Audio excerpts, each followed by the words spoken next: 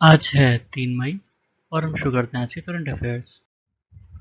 पहला है हमारा फाइनेंशियल ईयर 2022 से जुड़े कुछ ट्रेड से रिलेटेड डाटा हैं, जैसे कि हमारा जो एक्सपोर्ट था वो 420 बिलियन डॉलर का था, हमारा जो इंपोर्ट था वो 612 बिलियन डॉलर का था और हमारा जो ट्रेड डिफिसिट रहा वो 193 बिलियन डॉलर का रहा। ठीक है। और इंडिया का अगर export as a percentage of GDP देखा जाए मार्केट प्राइस पर तो वो 13.2% का था। ठीक है। और जो हमारा फॉरेन एक्सचेंज रिजर्व था मार्च 2022 तक वो 618 बिलियन डॉलर रहा। ठीक है। उसके बाद ट्रांसनिस्ट्रिया, ये मोल्दोवा और यूक्रेन के बीच में है। हालांकि ये मोल्दोवा का ही पार्ट है पर ये अपने आप को आज़ाद मानता है। ठीक है। जब सोवियत यूनियन का विघटन हुआ 1991-92 के बीच में, तो ट्रांसनिस्ट्रिया ने अपने आप को आज़ाद घोषित कर दिया था। ठीक है। लेकिन ना ही ये मतलब रूस द्वारा रिकॉग्नाइज है ना ही किसी और कंट्री द्वारा। ठीक है। हालांकि इसने एक रेफरेंडम कराया था 2006 में कि रशिया को ज्वाइन करना चाहिए या नहीं। यहाँ की जो जनसंख्या थी उसने 97.2% ने उसके फेवर में वोट किया था। ठीक है, कि मतलब उनको रशिया को ज्वाइन कर लेना चाहिए। हालांकि ये आज़ाद नहीं है इसलिए ये ज्वाइन नहीं कर पाए। उसके बाद यूनिक डिसेबिलिटी आईडी, जिसको यूडीआईडी भी कहते हैं, ये department of empowerment of PWD जो मिनिस्ट्री ऑफ सोशल जस्टिस और एम्पावर्ड के अंदर में आती है। ठीक है।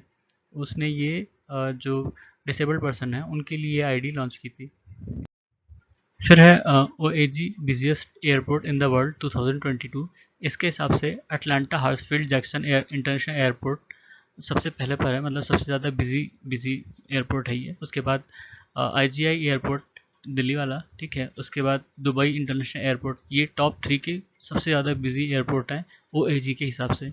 उसके बाद बाल स्वराज पोर्टल, ये N C P C R द्वारा चलाया जाता है। N C P C R मतलब national commission for protection of child rights. ठीक है। उसके बाद हर्षदा शरद गरुड़ा, ये पुणे की हैं और ये पहली भारतीय बनी हैं जिन्होंने world junior weight lifting championship में गोल्ड मेडल पाया है। ठीक है।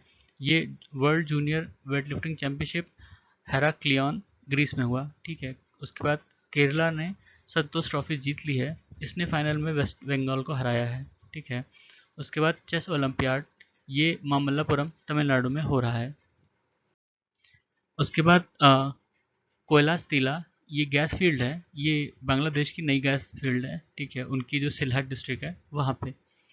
उसके बाद इंडियन ऑयल कॉरपोरेशन ने एक M15 पेट्रोल लॉन्च किया है। ठीक है। इसमें 15% मेथनॉल है और 85% पेट्रोल है। ठीक है। ये अभी असम के तिनसुकिया ज़िले में पायलट बेसिस पे चलाया है, मतलब लॉन्च किया है।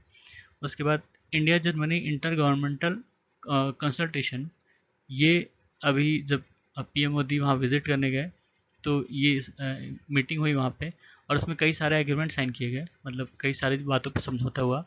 उसमें से एक ये भी था कि Indo German green hydrogen task force. ठीक है।